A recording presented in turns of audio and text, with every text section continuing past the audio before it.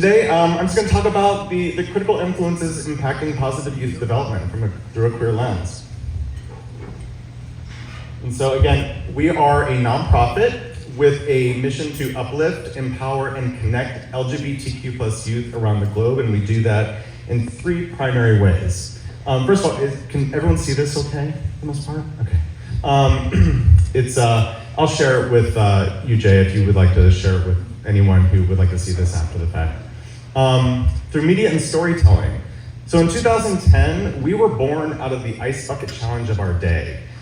So Dan Savage, who is he's an older generation. So anyone here who knows who Dan Savage is? Okay, right.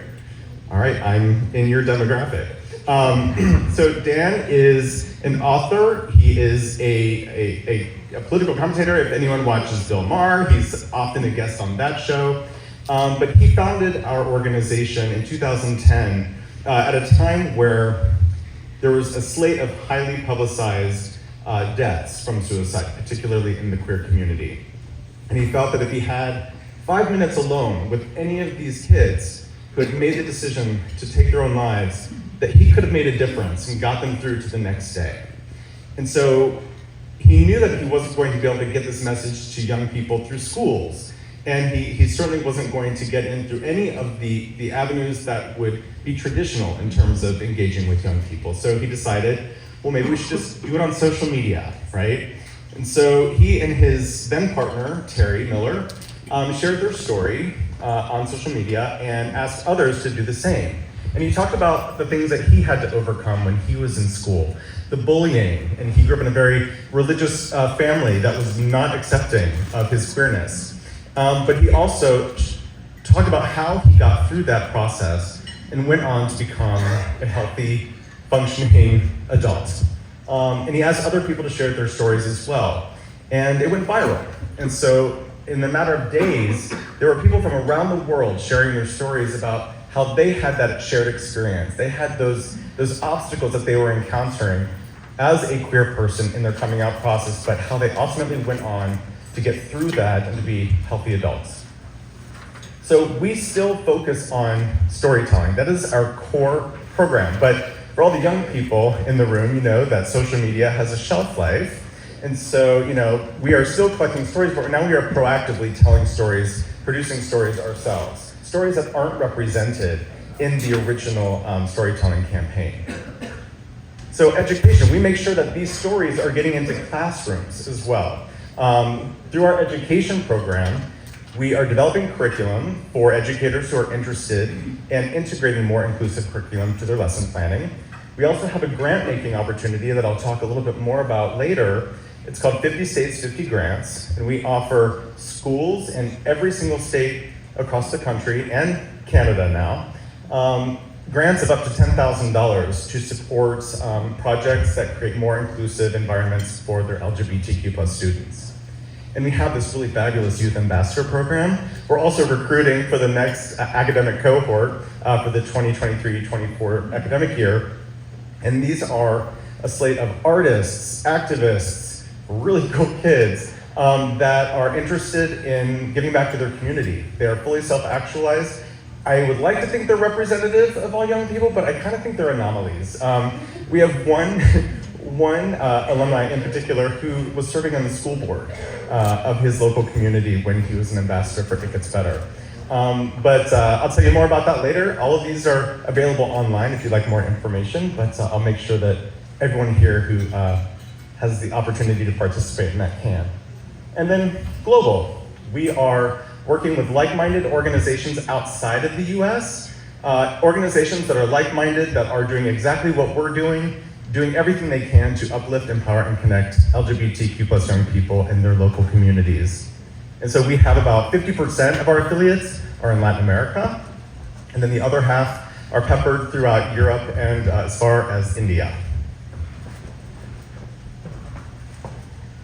So for the young people in the room, I'd be curious, this is mostly for the adults in the room, because all of y'all are really clear on what you're going through right now. But let's just talk from a basic, science perspective, right?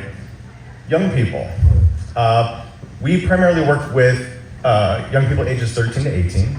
That is a very important part of our development, especially our identity development. But at that time, all young people, you're going through puberty.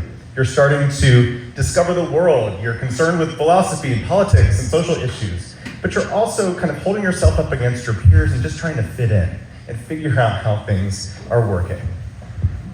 And, they are now saying that adolescence, which is primarily the marker of certain milestones that young people experience, is extending much further into the 20s than someone from my generation. I'm an Xer, by the way.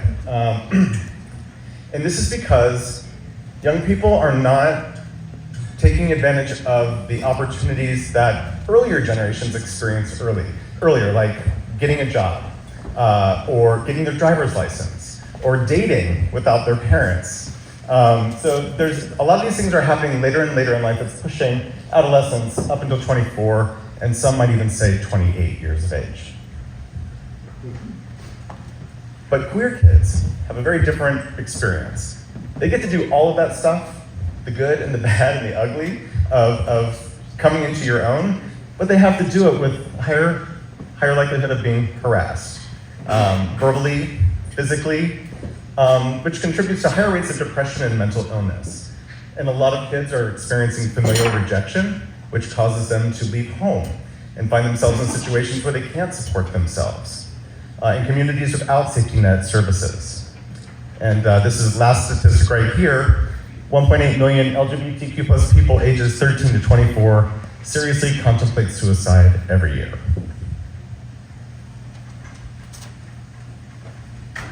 And here we go. This is the world today. The White House just released a statement that said over 500 bills, anti-LGBTQ plus bills, have been filed this year alone. And, but the good news is, this is something that the media doesn't like to talk about, is that the vast majority of those bills are being defeated. Last year, there were around 350. The Human Rights Campaign announced that about 91% of those were defeated. But that's great. But there's still 9% that are getting through. And they're just as harmful. But this is encouraging. And this is something we don't talk about a lot in the community. But we make a lot of assumptions as adults as to what young people are experiencing. And we see the news, we see what our elected officials are doing, but this is not necessarily entirely on the radar of young LGBTQ plus people. Here's an example, like through our work at It Gets Better, we talk with a lot of young people that engage with us. I went through my journey mostly alone with a few key people that helped me along the way. It was difficult for me to put a label on what I was. I learned it through school, college. There was no word for gay in Chinese. My search was on the internet and largely through porn sites. Here's an uncomfortable question for y'all. Does anyone want to take a gander at the average age that a young person encounters pornography? 8. Who said 8? All right, 8. That whole table wins.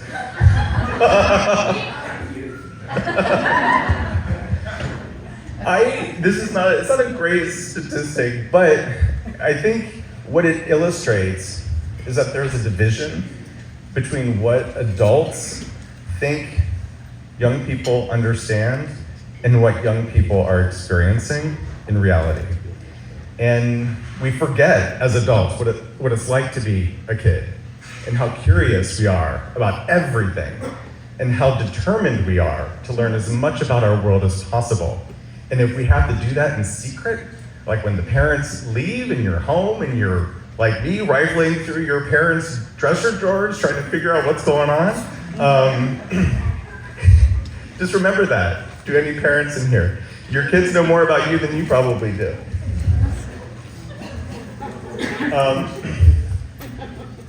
But not everyone is concerned about their sexual orientation or gender identity. Some folks are worried about the future, jobs, relationships. But the common denominator here is that young people have limited access to accurate information, positive media representation, and supportive communities, specifically LGBTQ+ youth. And they don't have the resources that affirm their identities, encourage their growth, and make them feel welcome in our world. So this is where It Gets Better comes in. And a lot of people have a difficult time understanding what exactly it is that we do, because so much of our work in this space, so much of our work, the Royal Hour, of other organizations is disparities focused. We center all of our programming around the Positive Youth Development Framework. And that's less disparities focused than it is helping young people tap into their potential, in spite of the obstacles that the world throws at them. We believe at It Gets Better that when young people have access to the language they need to tell their stories, there are positive outcomes later in life. The It Gets Better project spends a lot of time curating its glossary of terms, which is ever evolving. It's one of our most trafficked pages on our website. One of the most downloaded pieces of curriculum that we have is just our glossary. Being able to talk about your experience is really important. And if you can't articulate that, how can you find other people to share that experience with you? We believe that strong connections to supportive and affirming communities also result in better outcomes later in life. This is a picture from our youth summit. As I mentioned earlier, we have an annual cohort of youth ambassadors that we recruit from across the country. There are 5 to 10 openings, so if any of the young people in here are interested in being an It Gets Better ambassador, it is a paid opportunity. We pay $1,000 stipend, and we fly you to Los Angeles to meet with all of your other ambassador peers. So here you learn how to talk about your story, share your story. You connect with other people who are doing really incredible things around the country, and you learn best practices to bring back to your home communities to activate locally. We believe positive representation of LGBTQ+ identities in young people's lives makes a huge difference. Just knowing that there is one supportive person in a young person's life makes all the world of difference. And I know that there's a lot of the adults that I have the privilege of working with that are trying to do better for the queer young people under their purview. They really struggle with the language because they feel stupid. They don't understand something even as simple as pronoun usage. But here's the thing.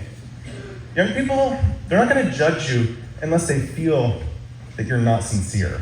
And I'll tell you what, young people today can sniff out inauthenticity like nobody's business. So I think if you enter these spaces with young queer people and you're just trying, even making a valiant effort, even if it stinks, even if it's awkward, you're gonna get a lot further than if you're trying to kind of cover up your shortcomings. We believe that comfort, confidence, and pride in who they are. This is a little more difficult. Like, we do a lot at It Gets Better to empower young queer kids, but we're not a one-person show. Like, it takes a village. And we do our best to support the young people that we work with. But this one, that's Zach Kuhn. He's one of our ambassadors, a former ambassador. He is aged out of the program, but he is now pursuing a dual bachelor's and master's degree in education policy. This was the one who was on his local school board, and he's incredible. As an ambassador, we took him to New York to speak at the rally for New York Pride in front of thousands of people. We've put him on panels with major corporations. We do this with all of our ambassadors because they're a hell of a lot more articulate than I am. And people would rather hear from young people than, speaking candidly, me, the old person in the room. We want to make sure that young people have a positive outlook on their futures. We live in a world where the red carpet isn't rolled out for many people, right? There are certainly some pockets of privilege. I myself have my own privilege that I have that I'm trying to allocate in ways that support others that don't have it. But there has to be at least some hope that there is a positive future, that there is purpose and meaning, and you're not constantly railing against the obstacles that you're inevitably going to face. But we want to make sure that young people have the tools to navigate around them. And so we believe that when we realize our mission, we will see empowered youth that advocate for themselves and engage others as allies to the LGBTQ+ community. We will see uplifted youth with positive self-identities and a healthy path to adulthood. And we will see connected youth that build a caring community through meaningful relationships with others. But as I said, it takes a village. And if you, as maybe the adult allies in the room, are trying to find ways to support youth communities, the goal is to find ways to provide safe and supportive spaces. You need to educate others, offer access to resources, support LGBTQ+ orgs. You've got some great ones right here in your own backyard. And you need to promote acceptance and tolerance. And this doesn't have to be monumental. It takes just a little bit. Even if your contribution to this is just engaging with one person. Maybe it's a family member who's like particularly difficult, doesn't maybe understand, likes to bring up politics around the dinner table. I don't encourage politics over dinner ever, but like some people just don't allow you out of that. But safe and supportive spaces like this is amazing. This is great. And it doesn't have to be a heavy lift. 50 states, 50 grants. For any of you who are connected to, enrolled in public schools, we have a grant opportunity, $10,000 to your school if you have a great idea to create a more inclusive environment for LGBTQ+ students, and the deadline for that is the end of this month. And if you'd like to know more about It Gets Better, we're on literally every major social channel. We just launched our Twitch channel, which I'm very excited about. I've been wanting to do that for the last 5 years. So if you are a young person that's interested in gaming or just connecting with other people on that platform. For the old heads in the house, I'm gonna play Phil Donahue and run around the room like a maniac. So does anyone have any questions? And then we'll get you on the mic. Crystal Davis-Weiss, I knew it was you. My goodness. Lord have mercy. Raleigh Harper's in the house. Everybody give him a round of applause. My jazz buddy, Ms. Weiss. Yes, I just want to know, what can we do to support our LGBTQIA youth in our local schools? And anyone who wants to take the question can start and then pass it on to somebody else. I will. I think number one thing is just to let them know that you're a safe space. And even if it's as simple as having a rainbow flag or something to say that you're a safe classroom or a safe teacher, I think that's the number one thing, is to know they have someone they can come to.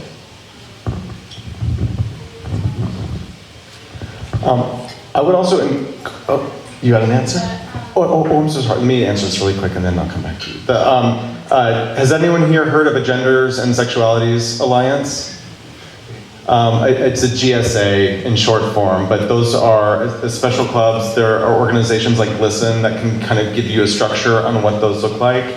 But it has been proven that schools with GSAs have a positive effect on all students, not just LGBTQ+ students. That's true. Sorry. I was actually going to say GSA. My oldest was in GSA, and we have a massive difference. It's like And if you're interested in a GSA, I have a contact with the Northeast Ohio Glisten to help you form one. just kind of expanding on what Dina said earlier, is teachers also that respect pronouns. That's a big issue in schools that sometimes people don't understand them, so educating around the pronouns and then respecting a student's pronouns and respecting if a student has decided to change their name.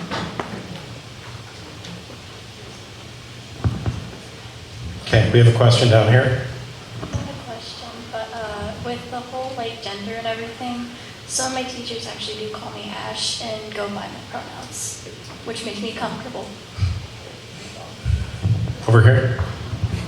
How do you get rid of like stereotypes and gender norms? How do you fix that? Like, how do you get rid of that stigma? I can start. I think educating those that maybe aren't that great at it, but just talking about your experiences and making sure they're aware of how you feel would help, I think.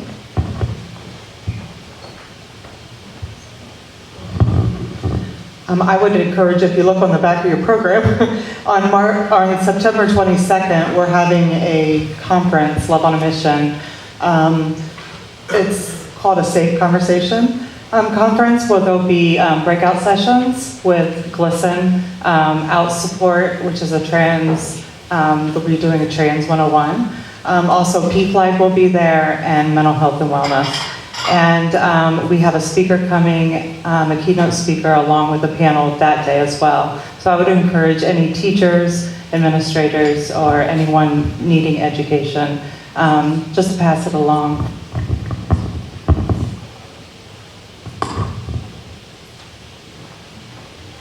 Okay, next question over here.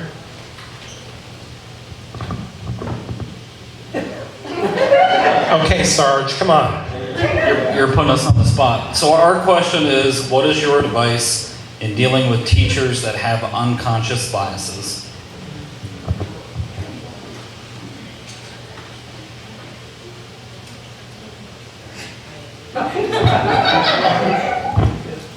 I mean, I think, like I said before, going and having an open, honest conversation with them, if you're comfortable with that, and, just explaining what they're saying, like how that's making you feel, and,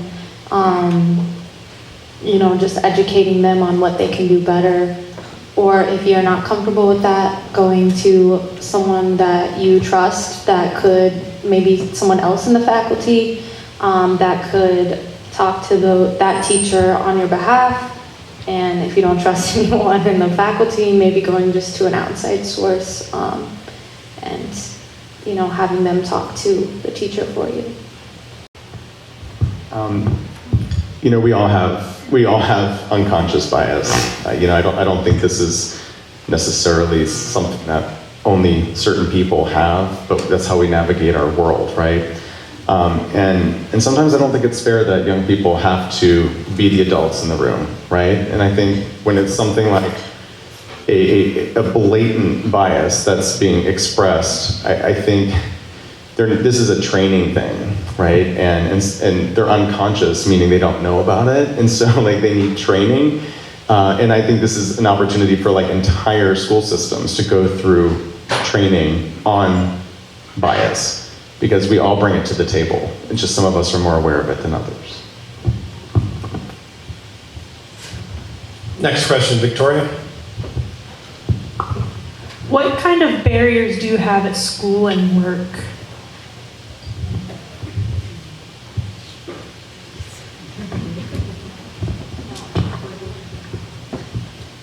Now I'm drawing a blank.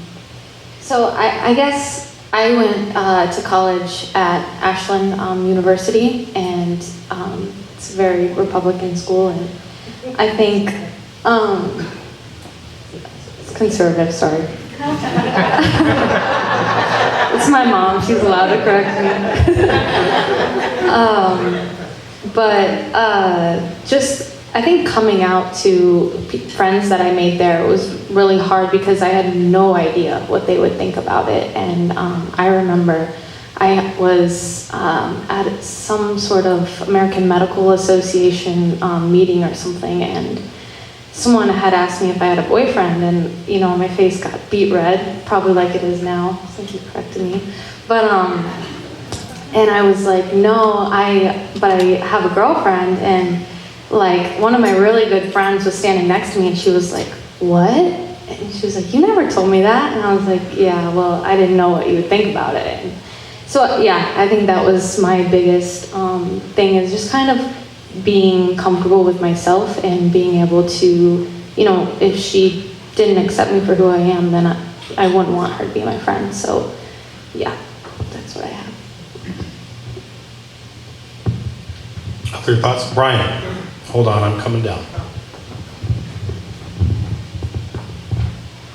So, where do you find your most supportive environment? And I might add a caveat to the question, but so maybe in the real world and also online, maybe.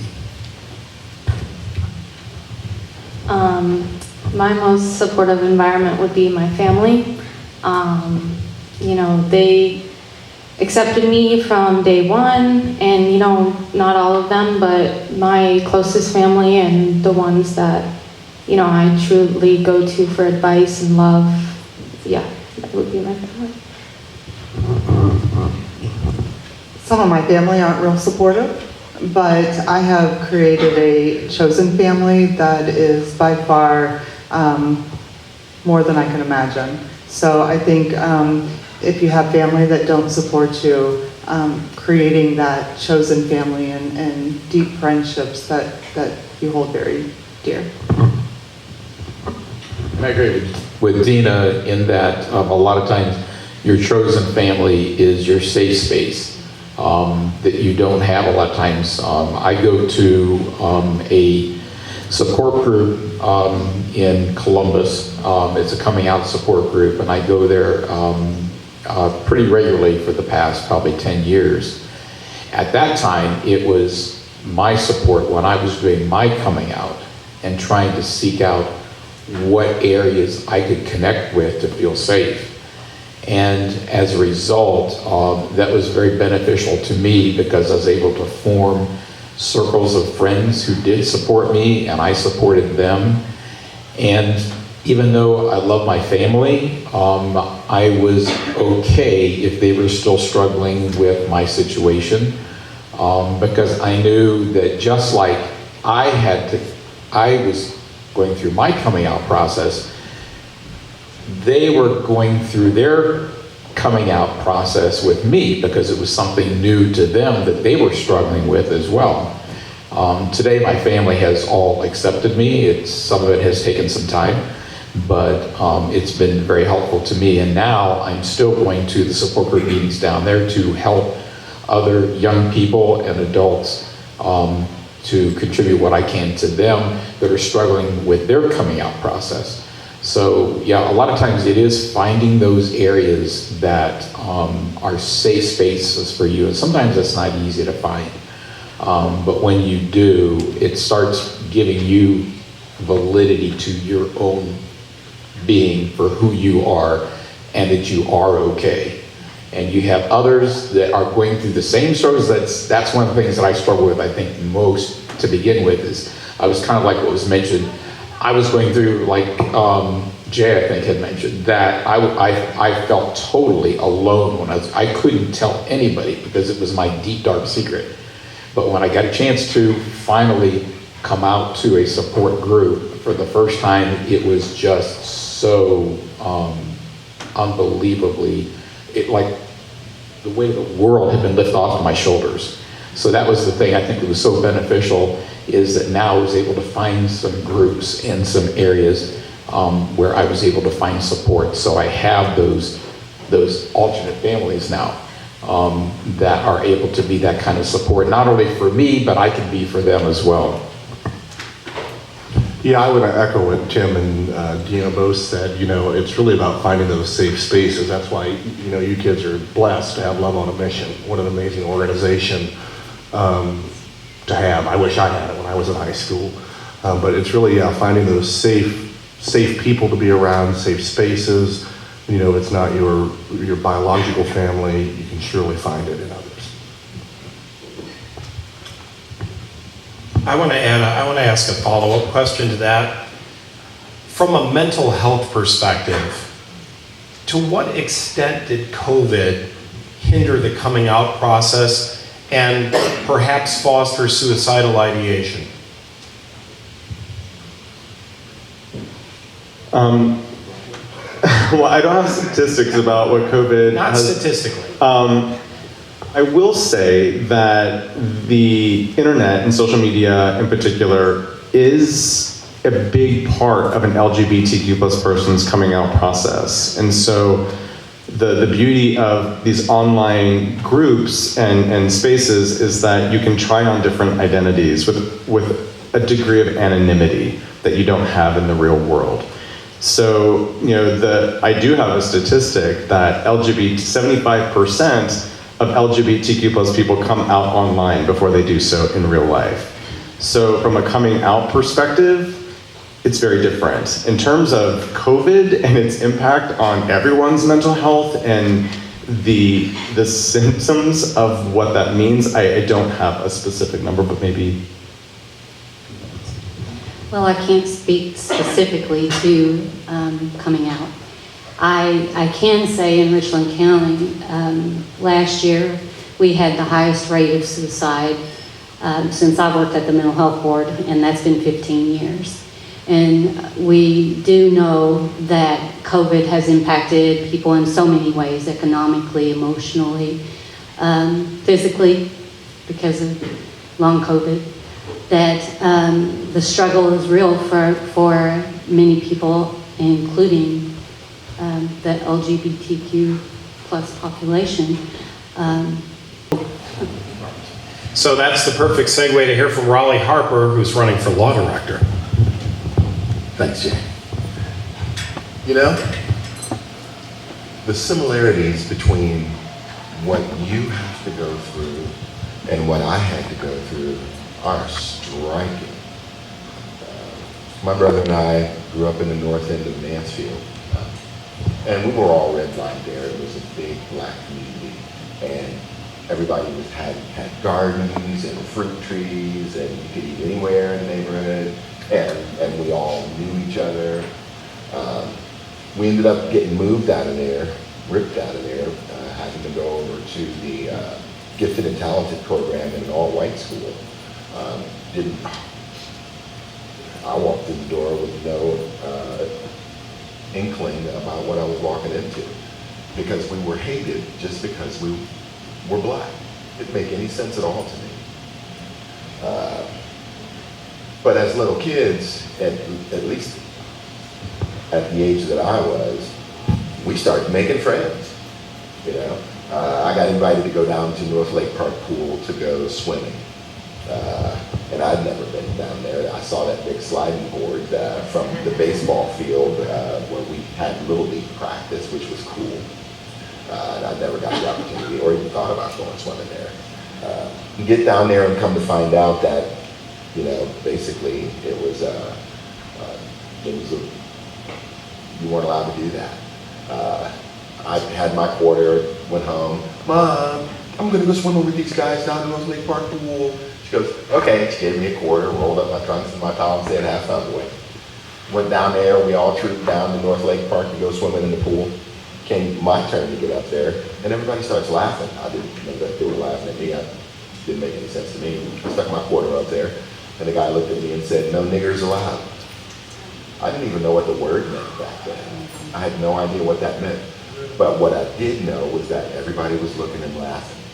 And you didn't really have the words that would describe feeling humiliated or embarrassed or any of those other kinds of things. All you knew is that you were just about to cry.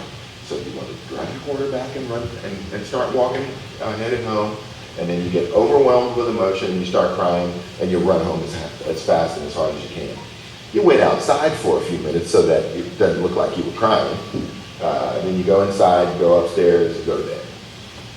Wait for dinner, come downstairs, go back upstairs, go to bed. Mom and Dad came upstairs and looked at me and said, okay, what happened? And I told them, and Dad said, boy, get up in the morning, hold your head up and go to school. I did. Dad ended up suing. I think the argument came out to be, if I remember correctly, that you can't really have a private pool in a public park. And so they either had to close the pool or open the pool to everybody. They ended up closing the pool. But the things that you have to go through for, I mean, it's, skin color makes much differences, or hair color or eye color. How you choose to identify yourself falls into that same category. You know, as far as I'm concerned, you judge a man, and to finish the Martin Luther King line, you judge a man by the content of his character, never the color of his skin. You know, and that's the way it should be. You have a right, and you need to express your right at the voting box. Otherwise, things won't change. And even as they start to change is a volatile kind of thing.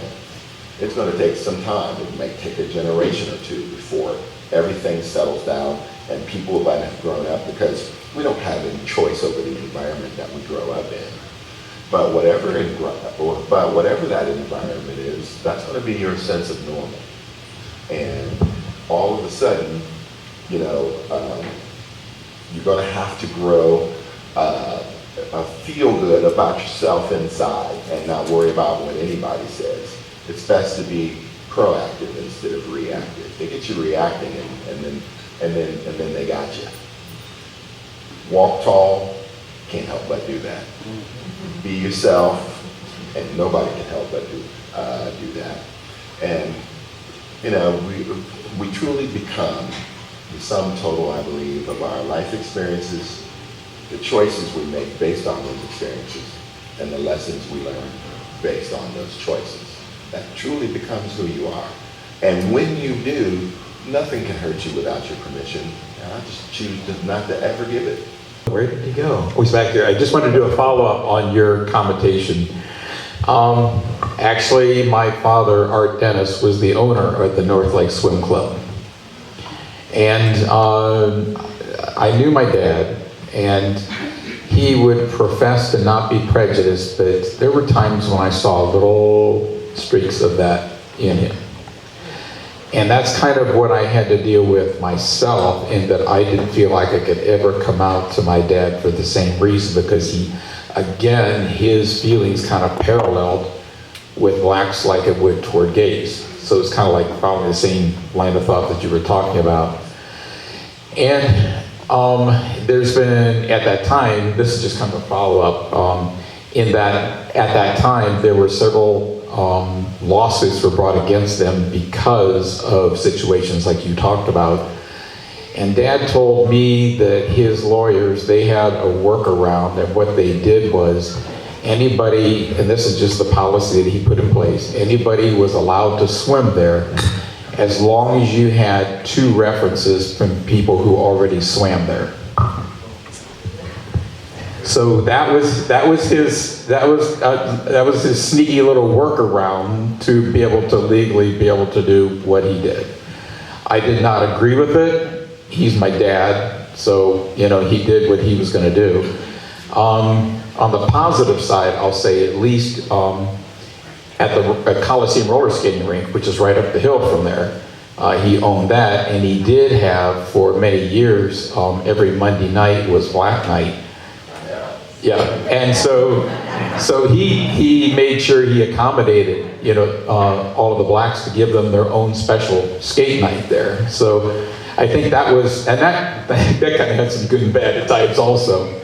But again, I just want to kind of do a follow-up on what you had said. I thought maybe you might be interested in knowing a little bit more of the rest of that story.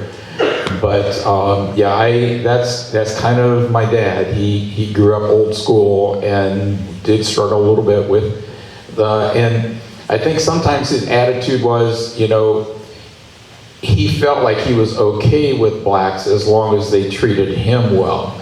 But there's times when I still kind of had some questions about it. I'm just glad I did not take on that attitude myself. But the thing is, I've learned through my own experiences, and I tell this to other people, I say, it's what I feel from people because I'm gay is exactly what black people feel because they're black. it's that same prejudice type of feeling they have directed toward them. And I feel that as well. The only thing is, their skin color shows, and mine doesn't. Mine's internal. But it's still the same type of repercussions that you get from the outside people who, essentially the issue is they don't understand. And what you don't understand, you tend to hate or take moves against. So anyway, I just wanted to do a follow-up on your talk. I appreciate your explanation, and your talk was very good. We're pretty open, we're pretty close. We've had a lot of conversations that outsiders would probably think we were crazy, but I've asked questions just so I could try to understand, and I'm sure she's rolled her eyes at me more than once. That's okay. We're just trying to learn, but I mean, just honestly, just love them, accept them, be there for them, be their advocate, educate yourself, and at the end of the day, it's your child.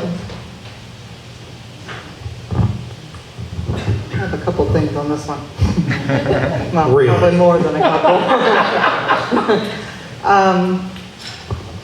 Well, when my boys came out, I wasn't real. I grew up in a conservative religious home and raised my kids as such. And I knew they were afraid probably to tell me, obviously, when I found the letter in his room, if I never get a chance to tell you letter. And for 3 months I never told him that I knew, because I needed to process on my, internally, because of what I had been taught my whole life. And it wasn't my children's fault, how I was raised. So for me, I didn't want to say the wrong thing. And one thing that I always tell their parents is how you respond to your children sets the stage for how others respond to them and to you. So I feel it's really important how you respond to your kids. You don't have to understand, you don't have to agree, but you have to love them. They didn't ask to be born. And they were and are created wonderfully and beautifully in his image. No mistakes. For me personally, I just came out at 50, roles reversed. It took my kids a little bit to figure it out. Aaron had a little bit of a problem for a little bit because he knew me as, one way, and now he had to now navigate. So the roles were reversed, which was interesting to me. But I wasn't upset at him. For me, I had to, process things, and I needed to give him time too, which I did. But there's just so much to say on that issue. And mark your calendars for the Love on a Mission Gala, because you'll hear more about it in November. Okay. Do you still have a question? How do you teach someone older, like the old generation, who, that are so used to knowing one thing? How do you teach them the other thing, basically? I think that goes back to make them know you, make them get to know you. See that you're a great person, not to judge you based on your sexuality, that would be my I think the easiest thing to do is just live your truth. Sometimes I wouldn't say that you have an obligation to teach older generations what's right or wrong. And what you need to do is be confident in who you are and live your truth and let them learn by observing you.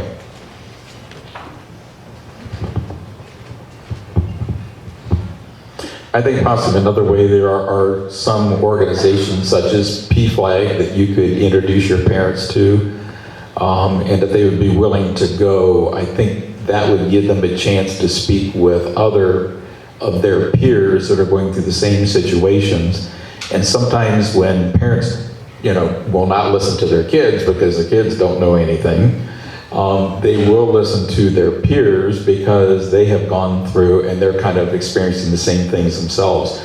So sometimes introducing them to organizations like that, they will listen to things like that they may not listen to from you. I think, first off, piggyback from what Brian said, is don't put that responsibility on you. You just be you. It is the parents' responsibility or the adult's responsibility to educate themselves. Secondly,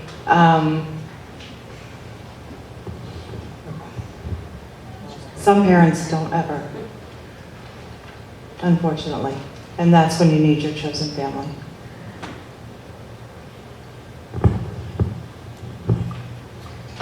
If you do choose to educate, I would say consistency is very helpful. As I mentioned before, my dad wasn't very open to me being gay when I came out, but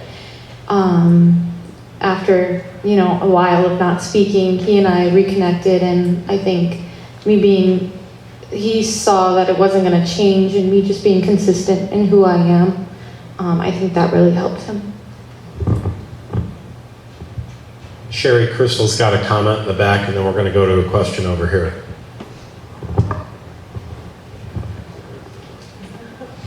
And actually, mine's a question, because when I was listening to the gentleman who, his father on the pool, and then I'm listening, and this question that you've given, and I've heard you say it, Dina, I've heard Jay say this as well. When you're saying that you select chosen family, which I think is beautiful, but one of the things that I would like to have more guidance given, because we're talking to younger people, when you don't initially have that truth or acceptance from someone in your home or the people that you think are supposed to love you, or you express something that seemed very the integrity was really shaken there. Your father told you one thing, but you saw how he responded to people of color. He said one thing to you, but you saw how he treated you because of who you chose to love. When you're young people going out there and you're trying to find this chosen family, do you feel that would make them more desperate? Can we give some more guidance into how they learn to be better choosing, learning how to trust better, and even as your daughter Kinder was saying, with a father not doing it, so there's a level of rejection, so I don't even know how to pose it, but it just seems like your trust levels would be shaken, or you would be looking for acceptance and my fear when I work with young people is that they're sometimes looking for acceptance, and I'm watching really horrible things happen to beautiful people. And I'm watching a lot of broken people. How do we help support that? How do we help give guidance or wrap some better ideas around finding chosen families and friends? Crystal, by the way, is representing Cypress High School. I don't know if this is just a start, but one start is to really know yourself and really kind of get a handle of your values and love yourself. I know when Zoe first, she had supportive family in her home, although her father and his family weren't as supportive. But she also went through a rough period of finding her chosen family. But it took a lot of self-work, and and now she has great chosen family. But and I think even cis kids go through finding yourself and trusting your gut and knowing your values, because you're gonna sometimes fall into the wrong crowd or what have you, and you are more vulnerable when you've been rejected. But you really need to stay true to you. And when you do notice that you're maybe not with the right friends, that you, look elsewhere for that chosen family. I think support groups, safe spaces, love on a mission, send them our way. But I think support groups, especially for the older ones of us, just getting connected in the community of different groups that we have for the LGBTQ community. And sometimes, unfortunately, we do have to go, like Tim said, he has to go to Columbus. But there are many support groups around. Or if you found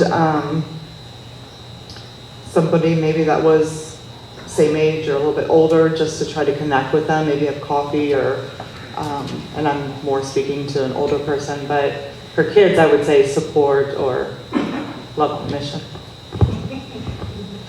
For me, I think probably my experience was, I grew up I went to Mansler Christian School, and you know what their stance is on gays there. And then I went to a Pentecostal church all my life, and you know what their stance is on gays. So I was pretty tightly in the closet most of my life. So when my coming out process ended up happening, I was just looking for, I think, just one true friend that I felt like I could wholly trust and not feel judged.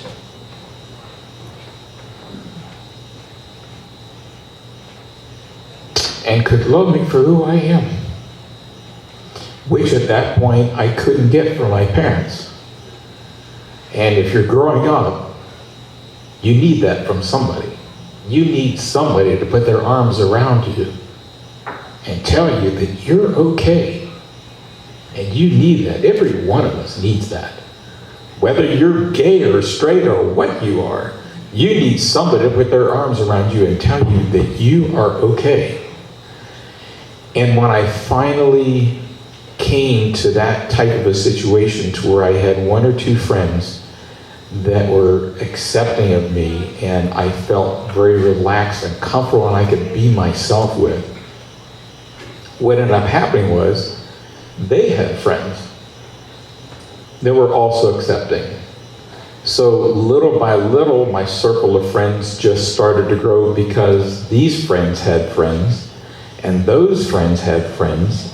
And the next thing I knew, I had a larger circle of fully accepting friends that I was getting to know. And it started to become kind of that family, if you will, chosen family, because it started with one or two people that I felt like I could trust. And I felt that I knew loved me for who I was and wasn't going to judge me. And then they already had their own friends that didn't judge them. And that just continued to grow to where my circle of friends grew to where I have a nice, I am blessed to have a wonderful circle of supportive friends that not only support me, but I support them as well. Because we're all in this together. We're all in this to support each other and give each other what we need when we need it. And I think that's kind of how that, at least for me, that's how that evolved into a, like, if you want to call it a chosen family, or the friends that that make me feel whole and complete and feel loved. That's how my experience started. We love you, Tim. Thank you for all you do for our community. One of the newest entrants into mental health and recovery services is Talbot Family Health Services. They're a sponsor of this event, and some of our staff is here today, and they have a question. As a parent, what was the biggest hurdle your children went through in middle and high school as LGBTQ youth? And Dina for the win. The biggest hurdle, bullying. My kids weren't even out in middle school, and kids were still calling them bigots and queer. I was at a track meet watching these group of kids in front of me yelling all these different things to somebody. I didn't know who it was. And but then on the other hand, I was watching my children walk up and around to get to me, to talk to me. When we got home, I asked what was going on, and they did tell me. So yeah, as a parent, you never want your kid to go through anything like that. It was very hurtful. I can't imagine what they were going through. I mean, I probably wouldn't tell everybody exactly what I told him to do when he got to school the next day. But to make a long story short, he earned the kids' respect, and they never had a problem after that. But I graduated from senior high, so.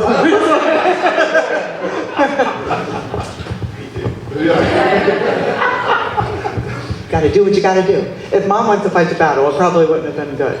So I made sure they did.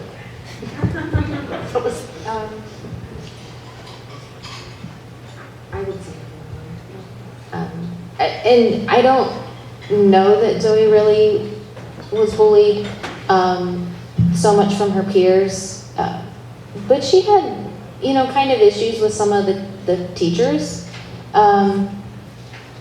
Her class tried to start like an organization for LGBT youth in the Lexington School District, and that didn't.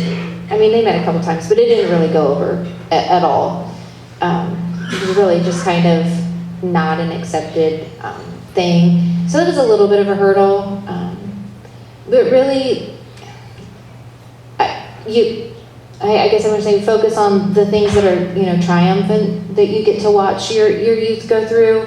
And that's like, she found herself, she found acceptance. I mean, obviously being gay didn't ruin her life. She's a PhD candidate at Case Western University, just a little plug.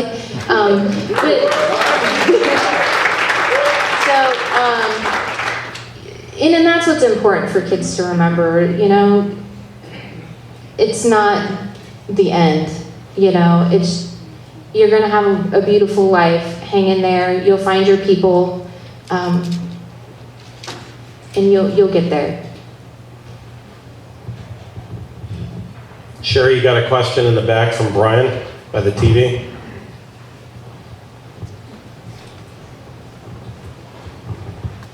Lovelier than Vanna White, just saying. Thank you. You're welcome. Hi, everyone. Do you have experiences where others have made the effort to stand up for you on being LGBT?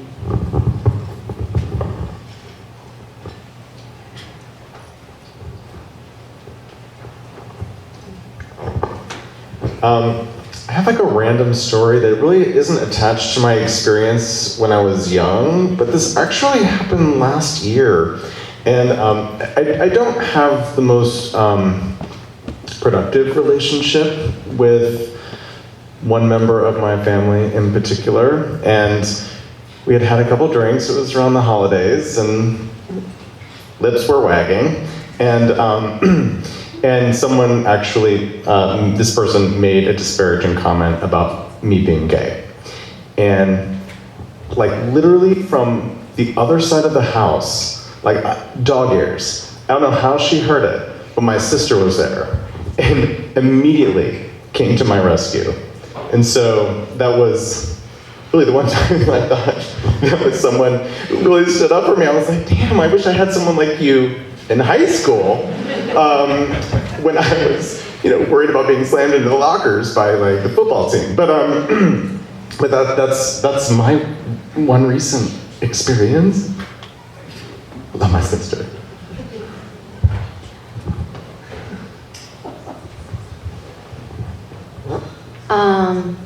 I think my grandma is a very good example of this. As I mentioned, not all of our family is super accepting or of me being gay, but we were sitting at a bonfire at our house actually, and my uncle said something like, I'm okay with gay people, but I just hate it when they throw it in your face or something like that. And my grandma just looked at him and was like, I'm okay with straight people, but I'm not okay when they throw it in your face.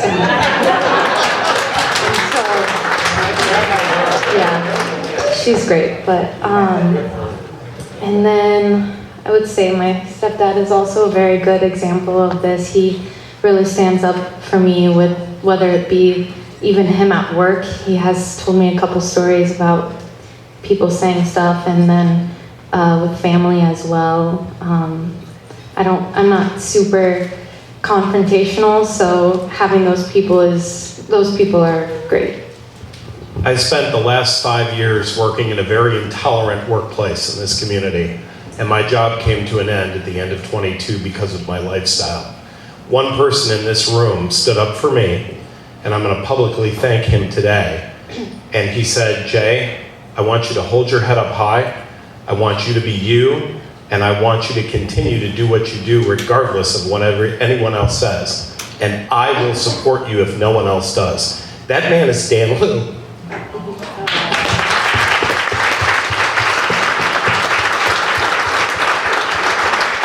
My heart, and without him, I probably wouldn't be here today.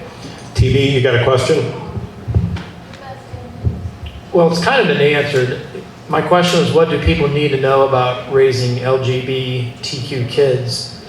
And I can kind of say a lot of it's been talked about by the mother and daughter and Tim too. But I had a niece that came out 3 or 4 years ago, and she was afraid to tell her 2 uncles. We talked about rural area, conservative.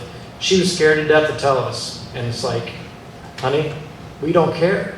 We love you because you're our family. And we talked about being very supportive. I think that's the number one thing, but if there's anything else anybody else would like to add.